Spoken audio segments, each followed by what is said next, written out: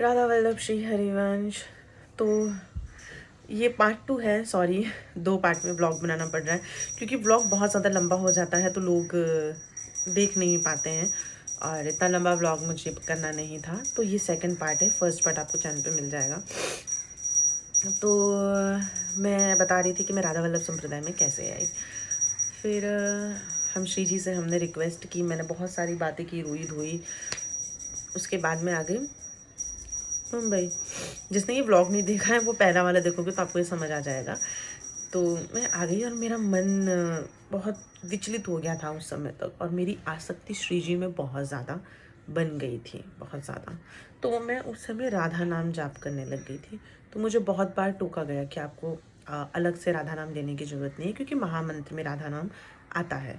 But मेरे को है ना, राधा ये बोलना ही मुझे अच्छा लग रहा था ना, राधा। तो ये बोलना, ये सुनना, ये मुझे बहुत अच्छा लगने लगा। तो फिर मुझे ऐसा, मुझे मेरी माइनस पॉइंट क्या है कि मुझे बहुत ज़्यादा रोक टोक होता है ना भक्ति में। तो मुझे ऐसा लगता है कि भक्ति एक आनंद का विषय है, ठीक है। इतना ज़्यादा आपके भाव को बांधा जाए, रोका जाए, टोका जाए तो वो कुछ अजीब सा लगने लगता है। तो मुझे वो कुछ समझ नहीं आ रहा था। तो मेरा ठीक है, लेकिन फिर भी मैं करती थी राधा नाम क्योंकि मुझे पसंद था।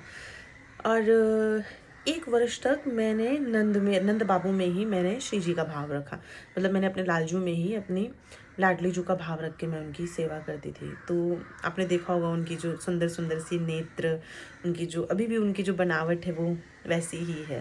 तो उनकी उसी भाव से मैं उनकी सेवा किया करती थी। फिर धीरे धीरे जनवरी, फरवरी, मार्च, अप्रैल, ठीक है, मैं फरवरी में गई थी। मार्च तक मेरी स्थिति बहुत ज़्यादा बिगड़ती गई, मुझे समझ नहीं आ रहा था। फिर अचानक से कहीं से मेरे गुरुदेव के बारे में बहुत कुछ लोगों ने बोलना शुरू कर दिया। तो मुझे वो भी अच्छा नहीं लग रहा था क्योंकि मेरी आसक्ति गुरुदेव को लेकर इतनी ज़्यादा बढ़ गई थी कि मुझे बस ऐसा लगता था ये मुझे निकाल सकते हैं यहाँ से, जहाँ मैं हूँ, जहाँ मैं फंसी हूँ। डिप्रेशन, एंजाइटी और ट्रॉमा, मेरे को सब जो भी मेरे साथ हुआ सब मुझे याद आता है। अभी तो बहुत कम हो गया है, तो बहुत याद आता था। तो मुझे ऐसा लगता था कि मैं इधर फंस गई हूँ और एक ऐसा एक चीज़ है उसमें मैं फंस गई हूँ और मैं इससे बाहर नहीं निकल पा रही हूँ, और इससे बाहर मुझे गुरुदेव ही निकाल सकते हैं। मुझे ऐसा लगा कि ये ही निकाल सकते हैं, बाकी मैं यहाँ फंस गई हूँ और मैं यहाँ से नहीं निकल सकती। क्योंकि जैसा आपका भाव है ना, तो वो भाव मैच होना चाहिए। आप सब ने देखा होगा गुरुदेव को भी रोते हुए कभी कभी सत्संग में, जब बहुत भाव विभोर हो जाते तो वो रोते हैं। तो मैं भी बहुत जल्दी रोने लगती हूँ। तो मुझे ऐसा लगता है ये रोते हैं, ये समझ सकते हैं हम जैसे लोगों की बात। जो रोते हैं नहीं है ना, बड़े कठोर, बहुत प्रोफेशनल होते हैं ना, तो ऐसा लगता है यार क्या पत्थर दिल है। रिएक्शन ही बहुत प्रोफेशनल चलता है, तो वैसा मुझे नहीं चाहिए था। जो आपके इमोशन को समझे, यू नो, लाइक आपके तकलीफ को समझे। तो ये हुआ। अब क्या किया जाए, अब ये मुद्दा आ गया कि संप्रदाय बदल सकते हैं कि नहीं। तो मैंने बहुत जगह पूछा। तो हमने गुरुदेव, तो हमने कोई शिक्षा गुरु और कोई दीक्षा गुरु मैंने बनाया नहीं था, सिर्फ जाप किया करती थी मैं और मंदिर आके जाया करती थी। तो सबने किसने बोला हाँ अगर नहीं कोई दिक्कत नहीं है, आपका आपका भाव, आपका मन। मैंने बहुत सारी जगहों पे पूछा। तो एक सखी हैं, उन्होंने मुझे कहा कि सखी जैसा तुम्हारा मन करे ना वैसा तुम करो। उनका नाम सानिया ठाकुर है, उनका भी चैनल है, आप लोग देखिएगा, बहुत अच्छी हैं वो। उनकी भी दीक्षा हो गई है गौड़िया मठ से। तो उन्होंने बोला सखी अगर आप श्री जी से प्यार करती हो ना, तो आपको श्री जी गुरुदेव के रूप में ज़रूर मिलेंगी, चाहे कुछ भी हो जाए। आप ऐसा करो, आप चुपचाप सो जाओ श्री जी को बोल के, बाकी श्री जी देख लेंगे। मिला ठीक है। मैं ये बात 8-9 महीने के बाद इसलिए बता रही हूँ क्योंकि मैं उस समय बताना नहीं चाहती थी। क्योंकि ये सब चीज़ें बताई नहीं जाती, लेकिन अब बताने का समय है तो मुझे लगा मैं बता देती हूँ। तो मैं सोने के समय जब आया तो मैंने श्री जी को प्रार्थना की, बहुत रोई, मैं बहुत रोई, हद से ज़्यादा। और बोल के सो गई चुपचाप। मैंने श्री जी को बोला कि श्री जी अगर आप मुझे जवाब दीजिए कि आप किस गुरु के रूप में मेरे जीवन में आना चाहती हैं। जो गुरुदेव के रूप में आप आएंगी स्वप्न में मेरे, मैं वही रहूँगी, ठीक है। तो जब मैं सो गई तो वो हमारे गुरुदेव के रूप में, मेरे गुरुदेव के रूप में दूसरी बार स्वप्न में। इससे पहले जब आए थे तो मुझे बहुत ज़ोर से डांटा था गुरुदेव ने, कितना श्रृंगार करती हो तुम, श्रृंगार कम किया करो, तुम्हारा श्रृंगार ज़्यादा और भक्ति कम होती। मैंने उस दिन से श्रृंगार करना छोड़ दिया। फिर दूसरी बार ये आए, जब गुरुदेव आए तो सुबह उठी, मैं कंफर्म हो गई, हाँ ठीक है गुरुदेव आए। उससे पहले मैंने राधा वल्लभ श्री हरिवंश का जाप करना स्टार्ट कर दिया था। फिर अब बात आ गई एकादशी पे कि एकादशी का क्या किया जाए, क्योंकि बहुत सारे लोग प्रश्न पूछते हैं ना कि एकादशी नहीं होती, राधा वल्लभ में एकादशी नहीं होती। ऐसा नहीं है। गुरुदेव ने कहा था अगर आपकी आसक्ति व्रत के अंदर अभी भी है, जो नए नए साधक आते हैं उनके लिए, अगर आपके व्रत के अंदर अभी भी आसक्ति है तो आप करना चाहें तो आपकी इच्छा है। लेकिन जो हमारे संप्रदाय में वहाँ पे व्रत नियम नहीं है। हम आठों पैर हमारे प्रिया प्रीतम को लड़ाते हैं, उनकी सेवा में रहते हैं। हम श्री जी के उपासक हैं। एकादशी लालजू के लिए है, श्री जी की प्राप्ति के लिए एकादशी की आवश्यकता नहीं है, क्योंकि मेरी आसक्ति श्री जी में ज़्यादा है, ठीक है। मैं श्री जी से अधिक प्रेम करती हूँ, तो मेरी आसक्ति उनमें ज़्यादा है। राधा वल्लभ संप्रदाय श्री जी के लिए है, जहाँ पे ईष्ट हमारी श्री जी हैं। बाकी सब गौड़ीय संप्रदाय में जो ईष्ट हैं वो प्रभु श्री कृष्ण हैं। तो जो व्रत नियम सारी चीज़ें हैं वो उनके लिए हैं। लेकिन जो श्री जी के उपासक हैं, राधा रानी के जो उपासक हैं, उनमें व्रत नियम ये सारी चीज़ें नहीं आती हैं। हमको आठों पहर उनकी, मतलब जो 6 पहर की सेवा हम करते, 2 पहर की सेवा हमारे जो गुरुदेव हैं, हमारे आचार्य होते हैं, जो गुरुदेव होते हैं वो करते हैं, ठीक है। सुबह उठने से लेकर रात तक हमको पद गायन करना, श्रृंगार, स्नान, ये सारे में हम पद गा के करते हैं। हमारा जो है वो सहचरी भाव है। तो मैं इस भाव से कन्फर्म थी कि मुझे इस भाव से चलना है। और मैं 1.5 साल से लेके 2-2.5 साल तक, 2 साल तक मैंने गुरुदेव को श्रवण किया है, उनके सत्संग को।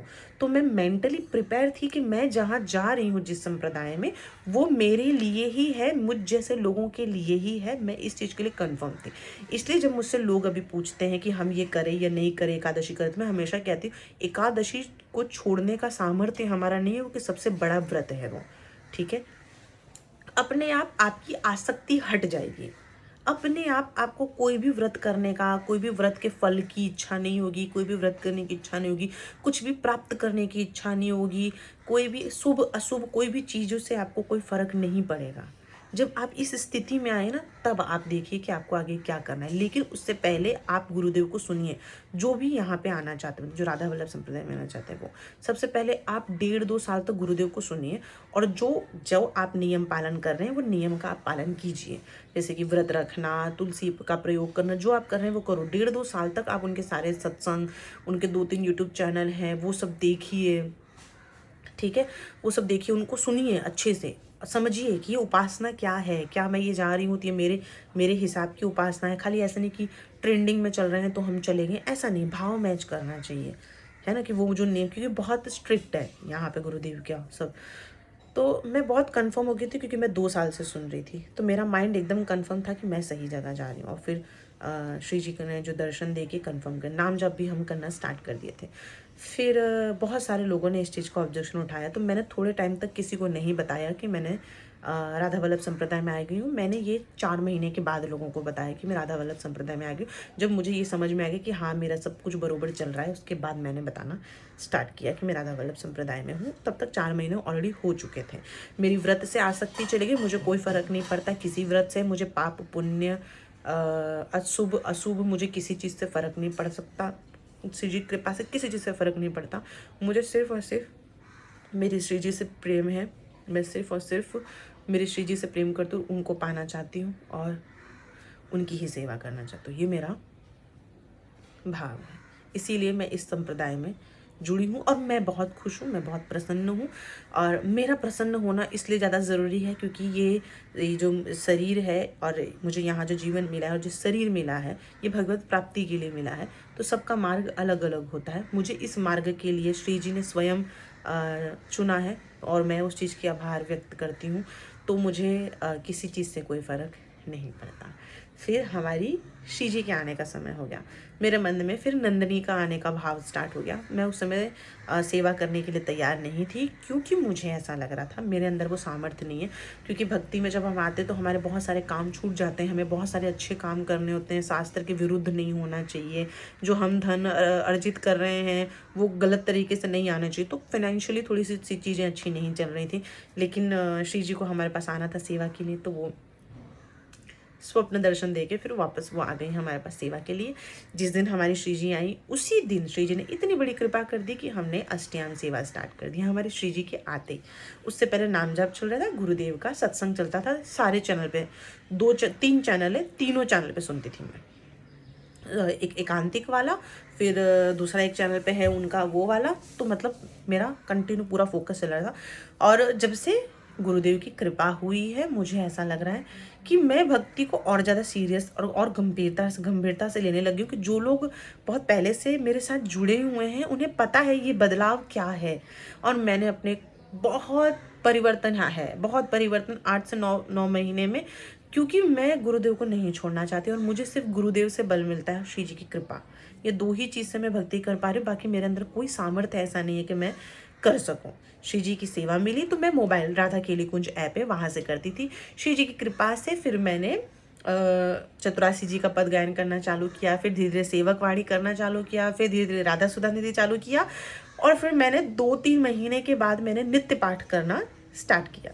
तो फिर श्री जी की कृपा से सारी चीज़ें वैसी होने लगी जैसे हमारे गुरुदेव चाहते हैं, जैसा हमें नियम बताया गया। अब हमारा दिनचर्या कैसा होता है? रोज गुरुदेव के सत्संग को सुनना, सुबह वाला, शाम वाला, बीच में हमें जो भी नित्य पाठ दिए गए हैं, जो दिनचर्या दी गई है, उसके अलावा जो हमें नियम बताए हमें क्या करना है क्या नहीं करना है, जो हमें सत्संग के माध्यम से पता चलता है कि विरक्त को कैसे नियम के पालन करने, गृहस्थ को कैसे नियम के पालन करने। मैं गृहस्थ हूँ तो मेरे लिए कौन से नियम है, विरक्त के लिए कौन से नियम है, दोनों के नियम अलग अलग होते हैं। तो ये सारी चीज़ें हमें गुरुदेव के सत्संग से पता चलती है। तो जो लोग भी इस संप्रदाय में आना चाहते हैं, कोई संप्रदाय को छोड़ के पकड़ना कुछ नहीं होता है। ठीक है, हमारा लक्ष्य सिर्फ एक ही है, भगवत प्राप्ति। मार्ग अलग अलग है। ठीक है, हम श्री जी के, जो श्री जी से प्रेम करते हैं, जिनको श्री जी से लेके बहुत ज़्यादा लगाव होता है, जिन्हें गुरुदेव से बहुत लगाव होता है, वो ये सोच के डरते कि अरे हम ऐसा करेंगे तो नहीं, अपराध कोई नहीं बनता है। हाँ, कुछ लोगों को अच्छा नहीं लगता है, बस, बाकी इतना कुछ। लेकिन हम किसी को अच्छे लगे ये ज़रूरी नहीं है। अच्छे तो हम, भगवान भी लोगों को अच्छे नहीं लग रहे हैं आजकल, है ना। तो हम सबको अच्छे लगे ये ज़रूरी नहीं है। आपको अच्छा क्या लग रहा है वो ज़रूरी, क्योंकि ये जीवन आपका है। ठीक है, ये शरीर अभी आपको मिली है, आप इस शरीर के अंदर हैं और इस शरीर के जरिए ही, ये शरीर के माध्यम से ही आप भगवत प्राप्ति कर सकते हैं। और ये मनुष्य जीवन बहुत दुर्लभ है।